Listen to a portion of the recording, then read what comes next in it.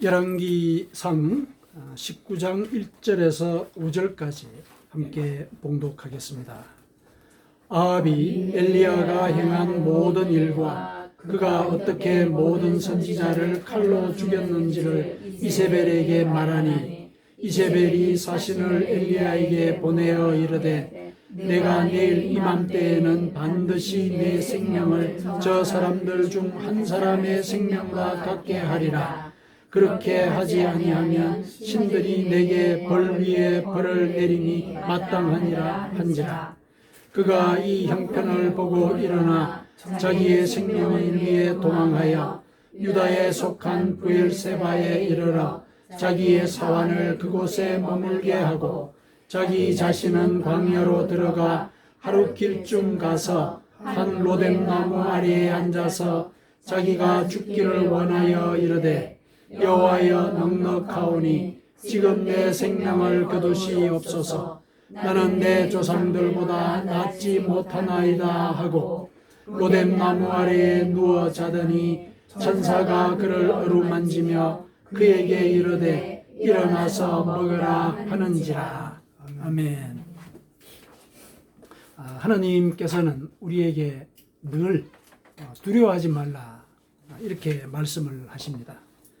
대표적으로 우리가 이사야서 41장 10절을 우리가 그 하나님의 말씀의 증거로 거론할 수 있는데요. 제가 읽어드리겠습니다. 두려워하지 말라. 내가 너와 함께 함이라. 놀라지 말라. 나는 내 하나님이 됨이라. 내가 너를 굳세게 함이라. 참으로 너를 도와주리라.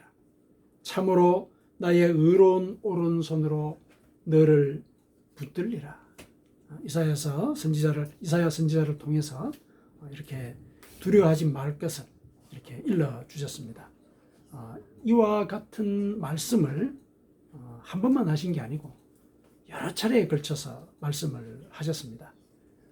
그렇게 말씀하신 이유는 이 두려움이 우리 인간의 실존적인 조건인 것을 하나님께서 아시기 때문에 그러하십니다. 죄를 지은 인간은 하나님과 교류할 수 없게 되죠. 그러니까 당연히 미래에 대한 불안이 생기지 않겠습니까? 이렇게 미래에 대한 불안을 갖게 되면은 사람들은 이기적으로 변할 수밖에 없습니다. 불안하니까 자기를 챙기게 되는 것이죠. 이렇게 이 두려움이 인간에게 이기적인 성향을 만들게 되면은 이 이기심은 사람들로 하여금 죄를 짓게 만듭니다. 자기 것만 챙기게 되니까요. 이렇게 돼서 사람들은 죄의 굴레에 매이게 되었습니다.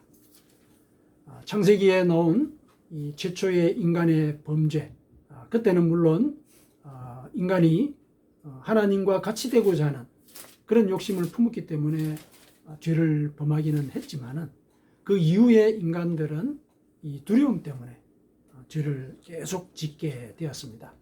하나님과의 교류가 끊어졌고 그것이 미래에 대한 불안을 만들어내었고 그것이 인간을 이기적으로 만들었다는 것이죠.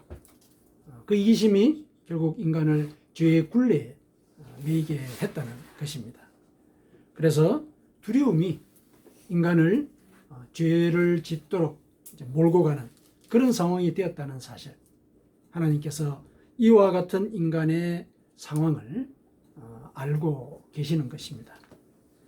그래서 하나님께서는 인간을 사랑하셨기 때문에 그들이 두려움에 절어서 사는 이런 상황에서 벗어나도록 하기 위해서 내가 너희와 늘 함께하고 있다. 너희들이 비록 죄를 지어서 나를 보지는 못하지만 나는 너희들과 늘 함께 있다. 이런 사실을 믿으라고 늘 이와 같이 두려워하지 말라는 사실을 말씀을 하셨던 것입니다. 이 말씀을 믿는 사람은 세상을 두려워하지 않게 됩니다. 왜냐하면 믿음이 두려움을 이긴다는 사실을 체험적으로 알기 때문에 그렇습니다. 체험을 하게 된다는 것입니다. 하지만은 우리의 일상은 이 두려움이라고 하는 것이 늘 그 믿음의 반대편에 있는 것, 이게 우리가 지금 살아가고 있는 현실이죠. 그 현실을 우리는 살아가고 있습니다. 두려움은 늘 우리의 삶 가운데 상존하고 있습니다.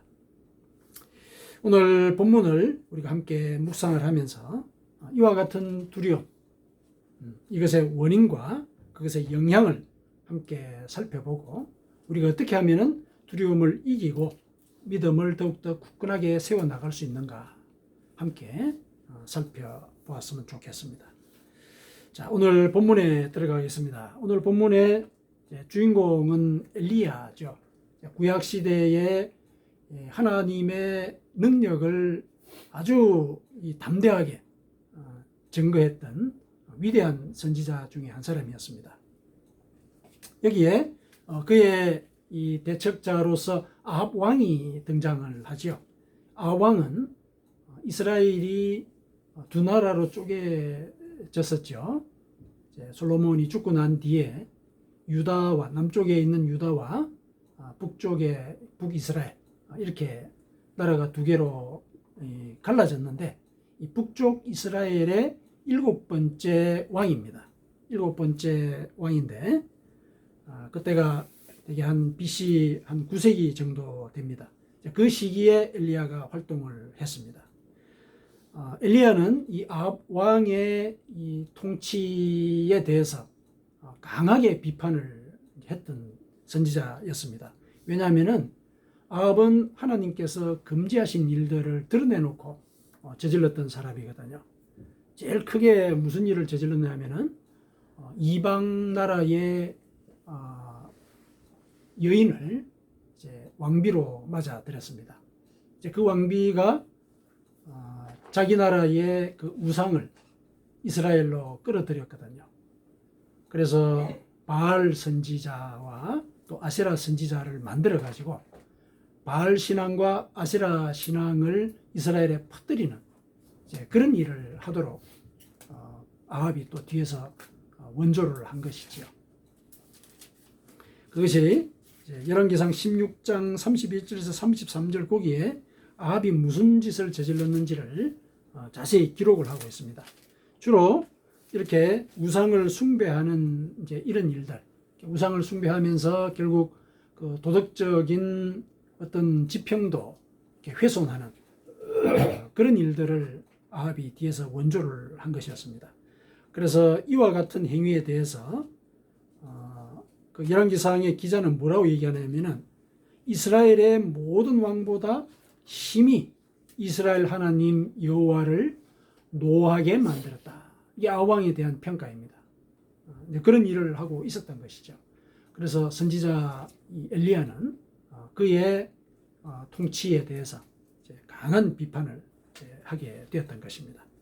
왕에 대한 비판의 절정은 바알을 섬기는 선지자 450명과 갈멜산에서 대결을 펼치는 그 장면, 그 장면이 이제 아주 왕에 대한 비판의 절정이라고 볼 수가 있습니다. 당시는 이제 정책적으로 왕의 명령에 의해서 바알 신앙을 이렇게 전파를 하고 있는 그 중이었는데 그때 하나님과 바알 중에서 누가 참신인지를 증명하자 이런 이제 대결을 제안을 이제 하게 되었거든요. 그때 이제 아세라를 섬기는 제사장 400명도 초청이 되었습니다.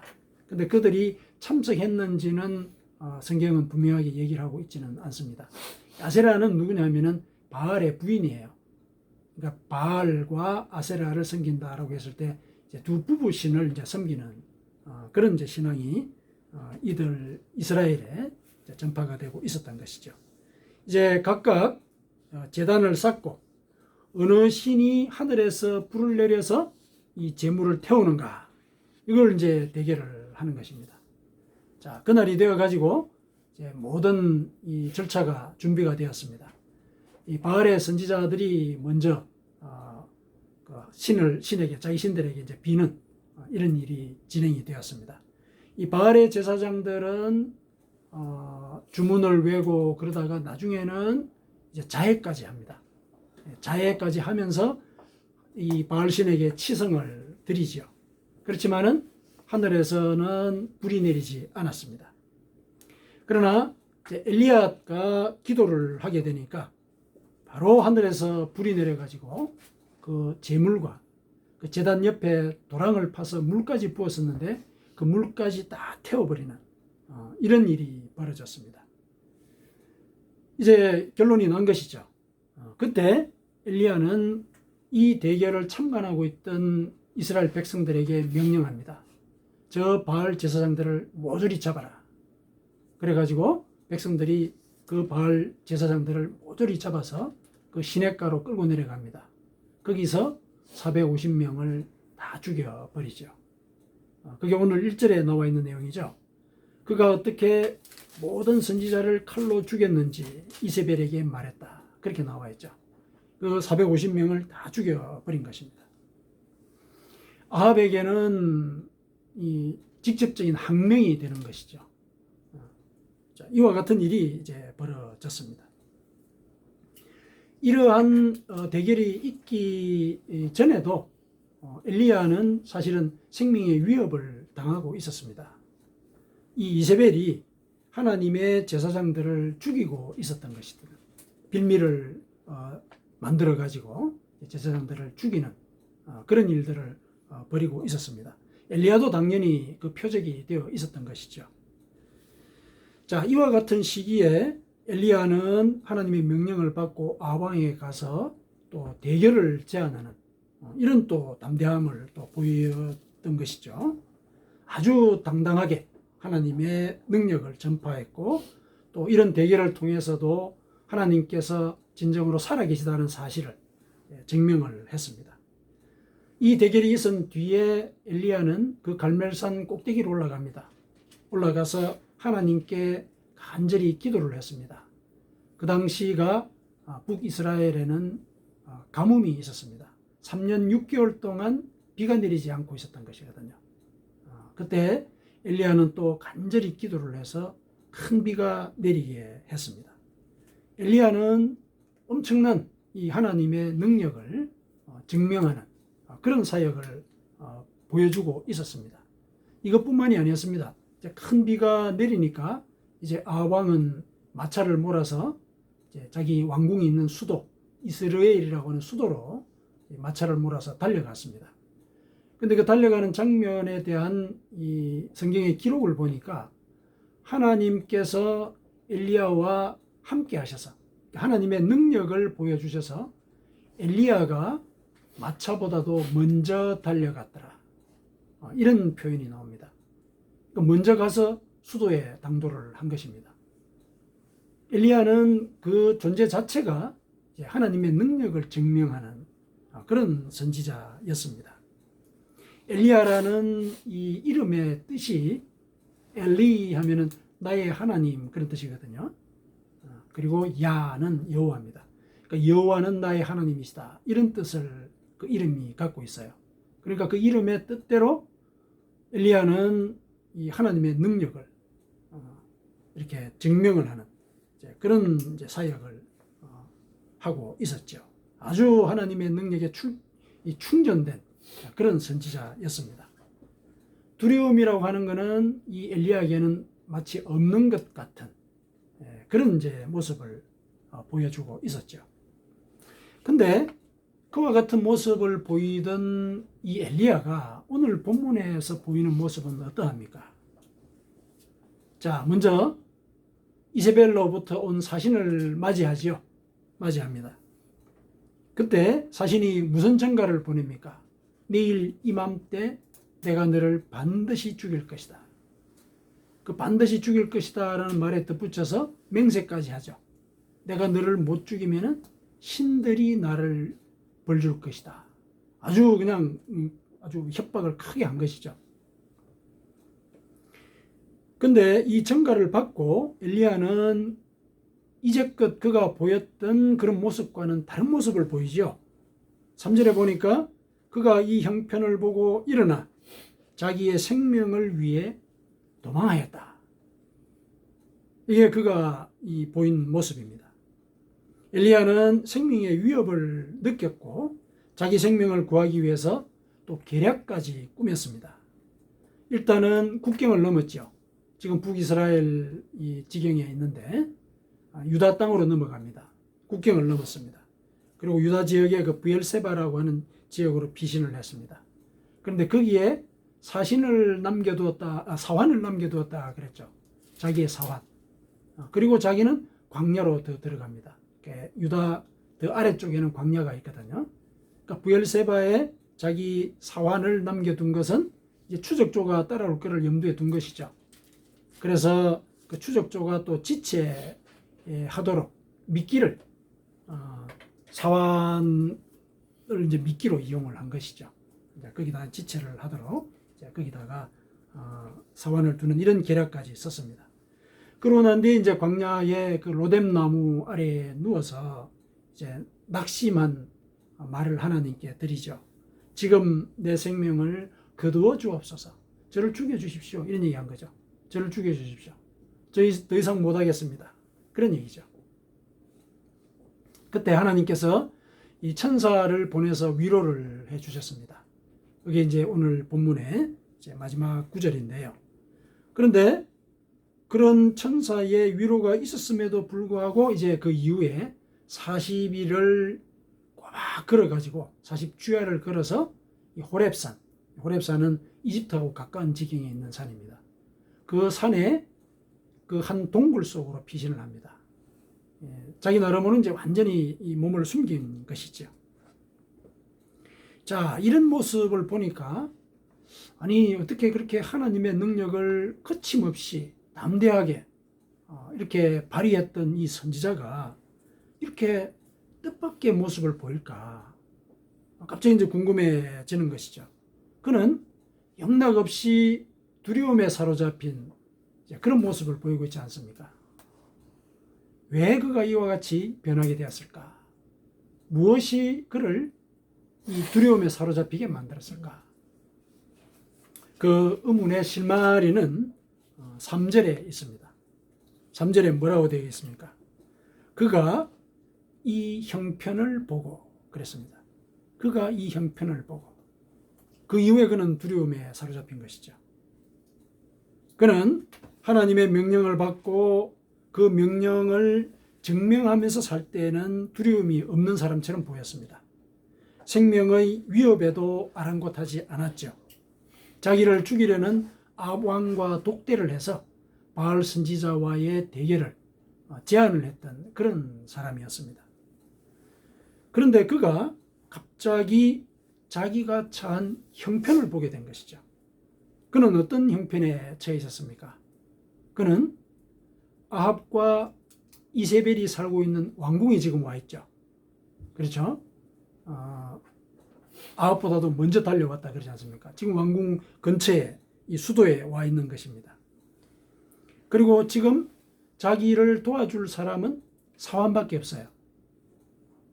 그런데 그때 이세벨의 병사들이 와가지고 너 내일 반드시 내가 죽이겠다. 이런 얘기를 한 겁니다. 반드시 널 죽이겠다. 이게 자기가 처한 형편이죠. 이 형편을 엘리야가 갑자기 보게 된 것이죠. 갑자기 겁이 덜컥 나게 된 그런 상황을 접하게 된 것입니다. 그 길로 엘리야는 주랭랑을 쳤죠. 이처럼 이 두려움이라고 하는 것은 모든 것을 순식간에 깨트려 버립니다. 이와 같은 비슷한 상황이 신약에서도 한번 있었습니다. 베드로 아시죠? 예수님의 수제자 베드로. 하루는 제자들이 이 갈릴리 호수에 배를 타고 가고 있었습니다. 밤에 움직였죠.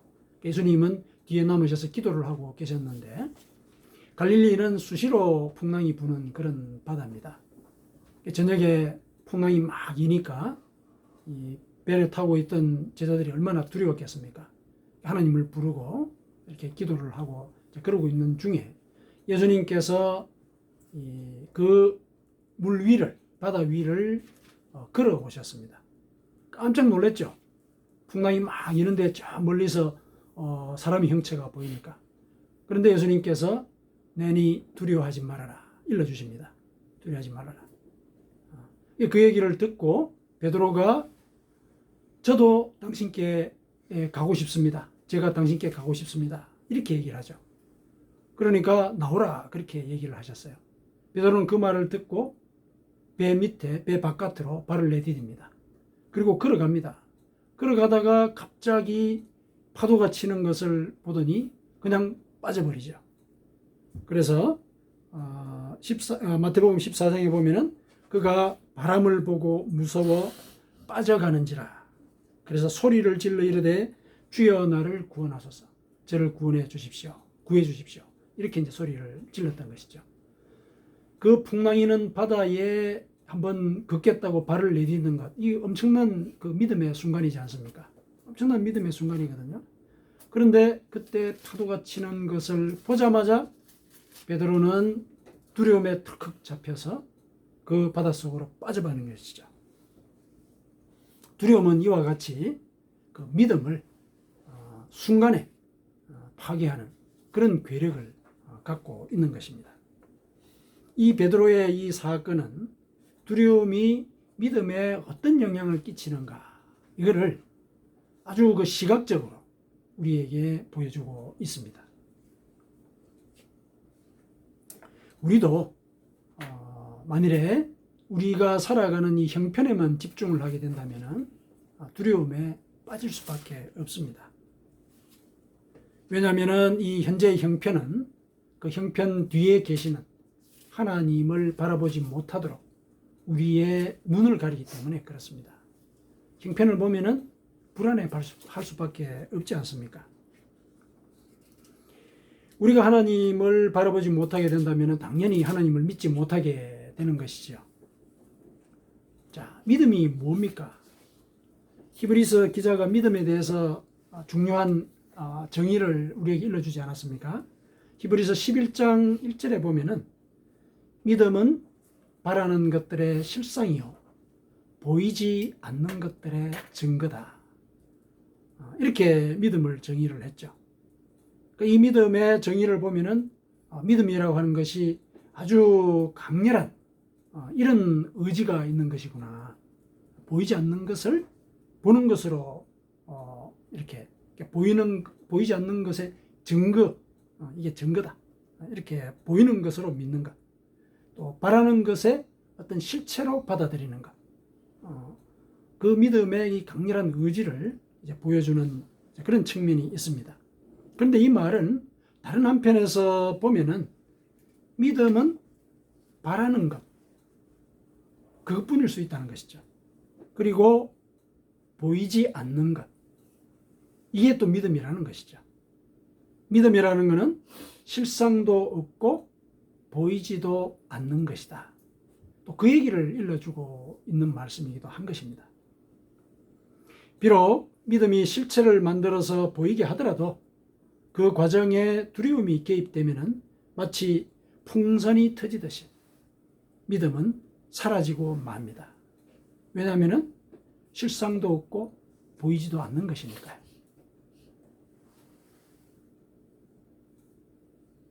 이렇게 두려움은 믿음을 한순간에 파괴해버리는 그런 힘을 갖고 있습니다. 그런데 그 두려움의 원인이 뭐냐? 오늘 본문이 분명히 일러주고 있습니다.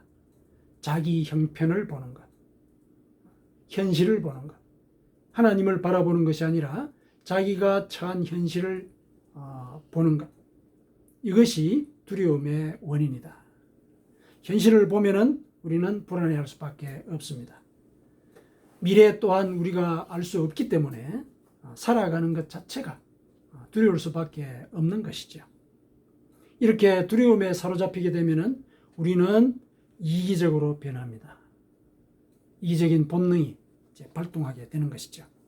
이기적인 본능에 영향을 받게 되면은 우리는 합리적인 생각을 하지 못하게 됩니다.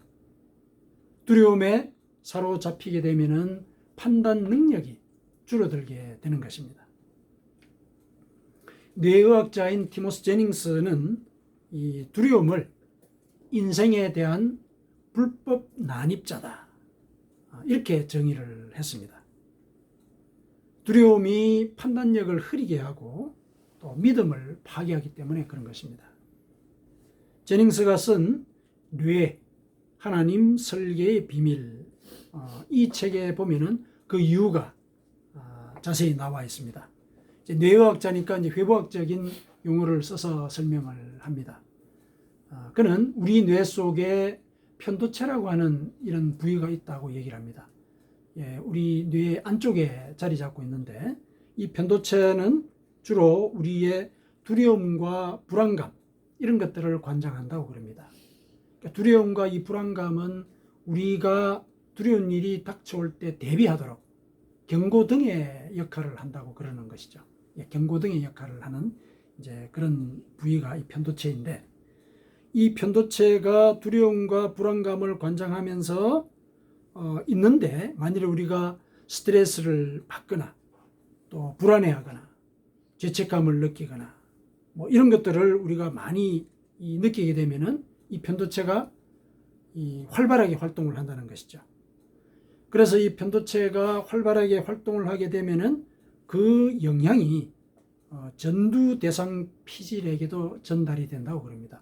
전두 대상 피질은 우리의 이성을 관장하는 부위인데 우리 이마 부위에 있는 그 대뇌 피질 거기에 영향을 끼치게 된다는 겁니다. 영향을 끼친다는 것이 결국 편도체가 활발하게 활동하게 되면은 이 편도체가 커지게 되고 이 커진 그 영향이 이 전두 대상 피질을 압박하는 그런 이제 결과를 초래하게 된다는 것이죠. 전두 대상 피질은 의지 그리고 공감, 이타심, 사랑, 긍휼 이런 것들을 관장을 하는데 이와 같은 기능이 제한당하게 된다는 것이죠. 그래서 판단력이 흐려지게 되고 이성이 마비된 그런 모습을 보이게 된다. 이게 회복학적인 이제 설명인데 판단 능력이 줄어들게 되니까 결국 그 결과는 어처구니 없는 그런 일들을 벌이게 된다는 것이죠. 제닝스 박사가 이런 예를 들었습니다. 어느 고등학교에 화학교사가 있었어요. 화학교사가 있었는데 이 학생과 두 명의 그 낙제 점수를 받은 학생 둘이 얽힌 이 세 명이 얽힌 이제 사건을 예로 들었습니다. 무슨 사건이냐면은 이 화학교사는 자동차 할부금을 못 냈어요. 할부금을 못 내가지고 차를 몰수당하게 될 그런 처지에 있었습니다. 그런데 이 두 학생은 화학 과목에 낙제점을 받았거든요. 두 사람이 이제 결탁할 수 있는 여지가 만들어졌죠. 물론 이 세 사람은 각각의 상황을 볼 때 두려움에 빠진 거죠. 차를 몰수당할 수도 있겠다 하는 거하고 낙제당할 것이다. 이런 이제 현장의 상황이 이들을 두려움에 사로잡히게 만들었습니다. 그래서 이들이 이제 결탁을 했습니다. 교사가 먼저 거래를 제안했죠. 그렇게 해서 이제 두 낙제생은 그 교사의 차를 훔쳐가지고 방화를 합니다. 불을 지르죠. 그러고 난 뒤에 교사는 보험회사에다가 보험금을 청구합니다. 이렇게 해서 결국 교사는 자기 차를 확보하게 되고 두 명의 그 낙제 점수를 받은 아이들은 결국 낙제를 면하게 됩니다. 하지만은 이후에 이제 사건의 전모가 밝혀졌고 그들은 보험 사기죄와 방화죄로 구속이 됩니다. 아주 어처구니 없는 일이 벌어졌는데 이 어처구니 없는 일 그것의 원인이 자기들의 형편을 먼저 봤다는 것이죠. 엘리야도 이와 다르지 않습니다. 그는 담대하게 하나님의 능력을 증명했고 아합 왕보다도 먼저 수도로 달려가서 하나님의 다음 명령을 기다리고 있었던 것이죠. 먼저 달려간 이유가 그거죠. 하나님의 다음 명령을 이제 기다리고 있었던 것입니다. 근데 그가 갑자기 멀고 먼 광야의 굴 속으로 도망을 가버렸습니다. 이렇게 된 원인이 바로 그 두려움 때문에 생긴 것이지요. 제닝스 박사는 이 두려움을 불법 난입자 이렇게 규정을 하긴 했지만은 이것은 그 두려움이 사람들의 인생에 끼치는 그 파괴적인 측면을 강조했기 때문에 이제 불법적이다 이렇게 얘기를 했습니다. 하지만은 이 두려움은 그 당사자가 불러들인 것이기 때문에 이런 측면에서 본다면은 불법적이라고 얘기할 수가 없습니다. 자신이 현실의 상황에 집중함으로써 그 두려움이 찾아오게 된 것이니까 결국 자기가 초래한 것이죠. 미래에 대한 불안을 헤쳐나갈 길은 결국 불안에 뜨는 자기 자신일 뿐이니까 두려워하게 된 것이고 그 두려움이 이와 같은 어처구니 없는 일들을 이제 하게 만든 것입니다. 그런데 이것이 결국 이성적인 판단을 못했다라고 우리가 이제 판단하기에는 보다 더 근본적인 인간의 속성으로서 이와 같은 사건을 이해할 필요가 있습니다. 우리도 그와 같이 급박한 상황에 처하게 되면은 이 화학교사나 두 낙제생 혹은 엘리야와 같은 이와 같은 일을 벌이지 않으리라는 그런 보장이 없습니다. 그런데 이제 하나님께서는 이것이 우리 인간의 약점이고 또 인간의 근본적인 속성이다. 이걸 알고 계십니다. 죄를 지은 자가 이럴 수밖에 없다는 걸 알고 계신다는 것이죠. 그래서 두려워하지 말아라. 내가 너를 사랑하니 그 사랑을 믿고 두려워하지 말아라. 이렇게 여러 차례 들려주셨습니다. 단순히 그렇게 말씀만 하신 것이 아니고 함께하고 계시다라는 사실을 눈으로 보여주기까지 하셨습니다. 엘리야에게서 그것이 드러나 있지 않습니까? 엘리야가 생명의 위협을 두려워한 그대로 생명을 살려주기 위한 조처를 취해 주셨어요. 어떻게 하셨습니까? 천사를 보내셨죠. 천사를 보내서 그를 위로했습니다. 먹을 것도 갖다 줬어요. 그러니까 오늘날 우리에게 이 상황을 접목을 하자면은 우리는 성령 하나님께서 우리를 지키고 계십니다. 늘 우리 곁에 계세요. 우리 마음속에 계시고.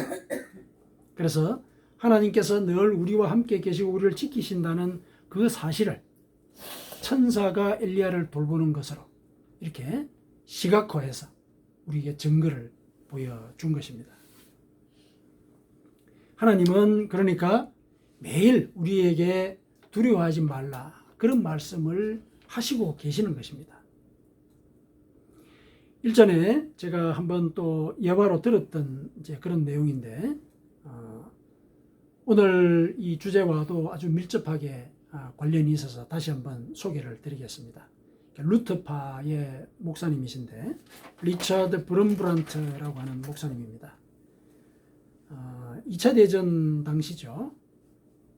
2차 대전이 마치고 난 뒤에 동유럽에서는 공산혁명이 진행이 되었습니다. 이분의 고향은 루마니아입니다.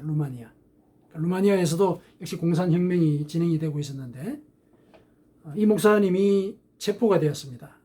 왜냐하면 공산주의와 기독교는 양립할 수 없다. 이 주장을 한 것이죠.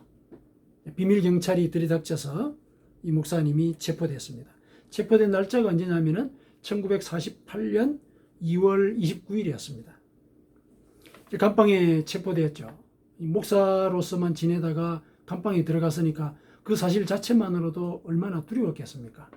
그런데 거기서 들리는 얘기들은 여기에 수감되었던 정치인들이 어떻게 자살했다. 이런 얘기를 듣게 되는 겁니다. 두려움이 자꾸 이렇게 배가 되는 그런 상황을 감옥에서 살게 되었습니다. 그런데 어느 날 갑자기 이런 생각이 든 겁니다. 하나님께서 성경에서 우리에게 두려워하지 말라 이런 말씀을 늘 하셨는데 그 하신 말씀의 숫자가 366개다. 이게 이제 기억이 난 겁니다. 그래서 366개다. 그러면은 365개? 그러면은 매일 우리에게 그 말씀을 들려주신 것이구나. 이렇게 바로 알아들을 것인데 366개다 이렇게 생각하니까 조금 다른가 이렇게 생각을 했던 것이죠. 근데 조금 있다가 깨달은 것이죠. 이 브럼브란트 목사가 언제 체포됐다고 그랬습니까? 날짜가 2월 29일 날 체포됐다고 그랬죠. 윤일에 체포가 된 것이죠. 그러니까 하나님은 우리에게 윤일까지 포함해서 매일 두려워하지 말라. 이 얘기를 들려주신 것이죠. 그래서 이것을 확인을 했습니다. 브럼브란트는 하나님께서는 내가 체포된 그날까지도 나에게 두려워하지 말라고 얘기를 하셨구나. 그래서 그는 이 믿음을 가지고 무려 14년간의 이 독방 생활을 견뎌냅니다. 엄청난 일이죠. 14년간을 견뎌낼 수 있었던 그 힘이 하나님께서 매일 두려워하지 말아라 들려주신 그 말씀이었다는 것이죠. 하나님은 이 말씀을 오늘 우리에게도 들려주고 계신다는 것, 이걸 믿으십시오. 성경에 그와 같은 수요로 기록을 하셨다는 것은 성경을 읽는 우리에게 그와 같이 약속을 하셨다는 겁니다. 지켜주실 것이다. 두려워하지 말아라. 하나님은 우리가 두려움에 잡혀서 사는 것을 원하지 아니하십니다. 그래서 이렇게 매일 두려워하지 말라는 말씀을 우리에게 주시는 것입니다.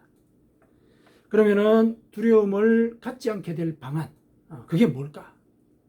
나름대로 따져봐야 되겠죠. 두려움의 원인이 현실의 형편에 집중하는 것이다. 이렇게 우리가 오늘 본문을 통해서 살펴보지 않았습니까? 그렇다면은 우리가 두려움을 갖지 않도록 하기 위해서는 현실 너머에 소망을 품는 것. 이게 제일 핵심적인 방법이 되겠습니다. 그 소망은 하나님께서 우리를 사랑의 눈으로 지키고 계시다는 사실을 믿을 때 그 소망을 얻을 수가 있는 것입니다. 하나님이 우리를 지키고 계신다.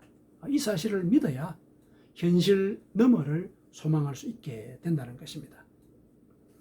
하나님께서 이렇게 우리에게 일러주셨습니다. 디모데후서 1장 7절에 하나님이 우리에게 주신 것은 두려워하는 마음이 아니요 오직 능력과 사랑과 근신하는 마음이다. 이렇게 일러주셨습니다. 하나님께서 우리를 지키고 계시다는 사실을 믿으면서 우리가 그 믿음의 능력을 체험하고 또 이웃들에게 사랑을 베풀고 근신할 때 이 두려움은 사라지게 되는 것입니다. 이 디모데후서의 말씀은 그것을 얘기하고 있는 것이죠.